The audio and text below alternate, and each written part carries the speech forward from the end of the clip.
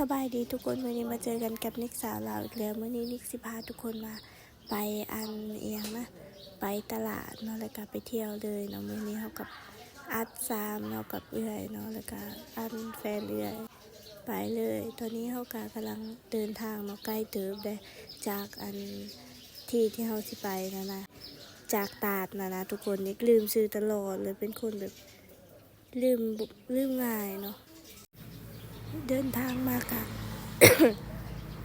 ประมาณ30นาทีประมาณนี้ล่ะไกลแหงตามทางกันสิมีแบบคนร้ายอยู่เนาะแต่ว่าเขาไม่ได้ไปลินน้ำดอกเมื่อนี้เขาจะพาทุกคนไปลินน้ำแล้วก็ไปกินข้าวเนาะไปกินเฟอจากที่เขาไม่ได้กินเฟอก็เป็น10 ปีแล้วเนาะถ้าเบิ่งกันว่านี่สิกิน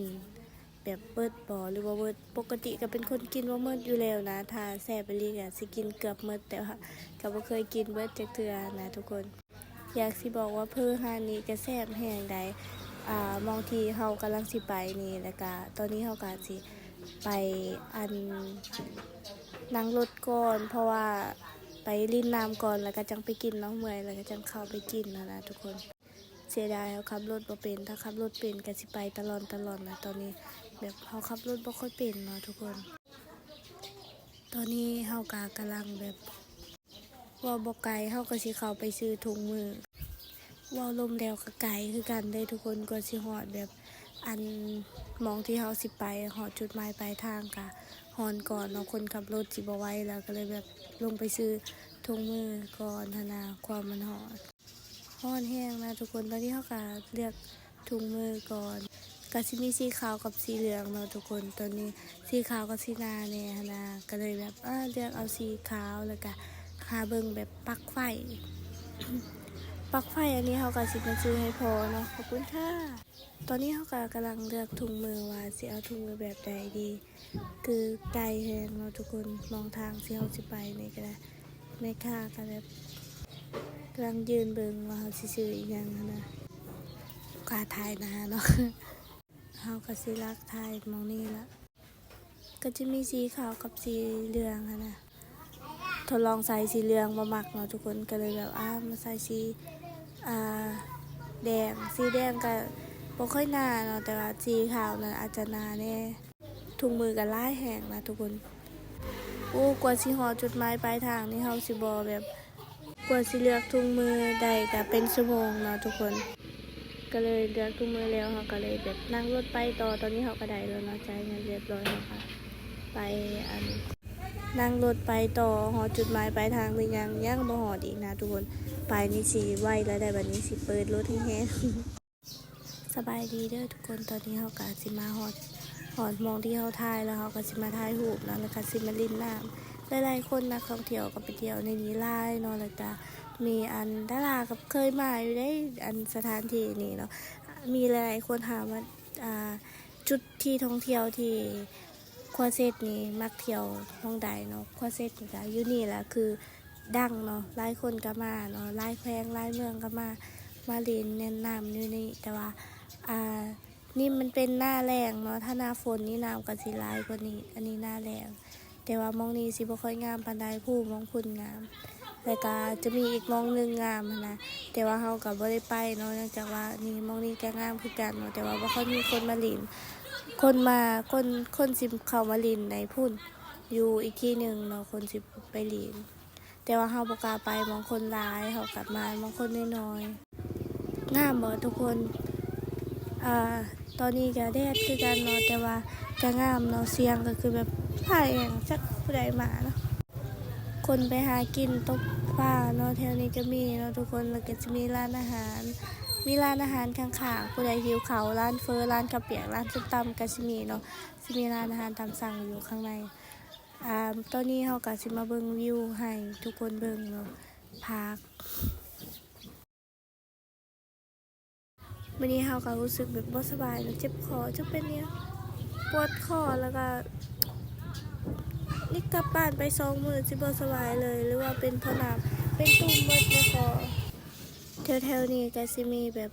หญ้าอีหยังก็มีหลายๆอย่างเลยเนาะทุกคนหญ้านี่ก็กินได้กินกับแกงหน่อไม้ก็ได้เนาะแต่ว่านี่ก็บ่เคยเห็นนี่เคยเห็นแต่ตอนที่ อยู่บ้านหลายอ่ะเป็น14-15 ปีแล้วตอนนี้ก็บ่ได้เมื่อบ้านโดนเนาะก็บ่จื้อแล้วจักซื้ออีหยังบรรยากาศช่วงนี้ก็ฝนบ่ตกเนาะมื้อนี้เฮาก็มากัน3คนแล้วก็มีพวกแฟนเอื้อยเนาะแล้วก็นิกแล้วก็เอื้อยเฮาก็สิมากัน3คนมาเล่นน้ำตัวนี้ก็จะเป็นเอื้อยเฮาเองเนาะหันไปทางพุ่นกับแฟนเอื้อยแล้วก็มาทางอิหยังวะที่เขาถามน้ำนี้เนาะมีหลายๆคนถามว่าน้ำนี้ชื่ออีหยังน้ำนี้ชื่ออีหยังนะไม่ลืมเลยตาเลาะแม่นชื่อตาเลาะเนาะหรือว่าตาหั่งก็ได้หลายๆคนก็สิเอิ้นแบบแตกต่างกันเนาะแล้วก็มีหลายๆแขวงมื้อนี้ก็มีแขวงสวรรค์นี่ก็เห็นเนาะมาเนาะแต่ว่านี่เห็นแบบเขาเขียนหาแต่ว่านี่ก็บ่ได้ถามดอกตอนนี้เฮาก็สิมาเขาร้านอาหารก็แซ่บคือกันเด้อยู่ข้างใน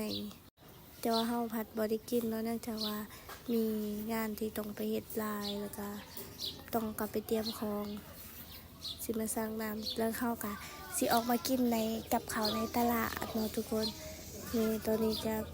กินข้าวมีหลายๆคนถามว่าซอยหายไปใส่ซอยหายแล้วเมื่อวาน2 มื้อ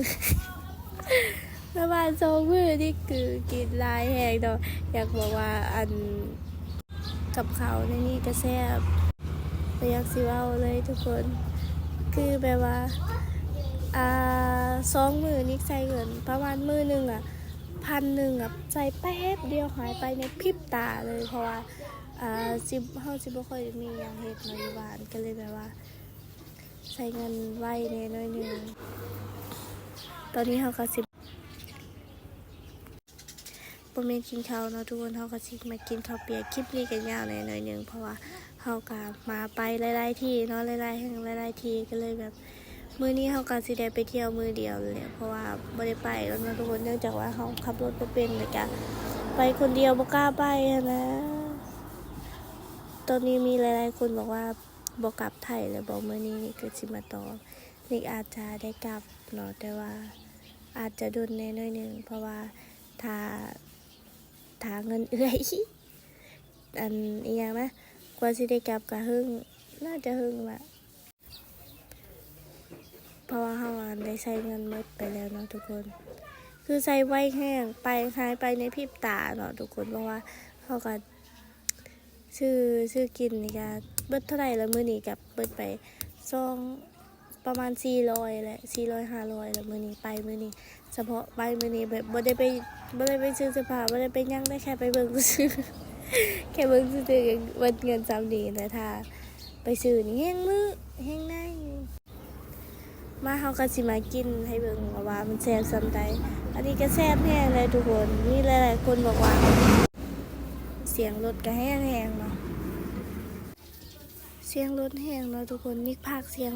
นี่คิดว่านี่ค่ะที่เงียบๆแล้วเดี๋ยวนี้ยังแบบมีเสียงอยู่บ่มีมองเงียบนอกจากเขาไปป่าสิเขาไปนั่งอยู่ในป่าแล้วก็ไปพากเอานะมีหลายๆคนบอกว่าเวลาเขาเว้าจังซี่มีเสียงรบกวนหลายบ่ก็หลายอยู่นะทุกคน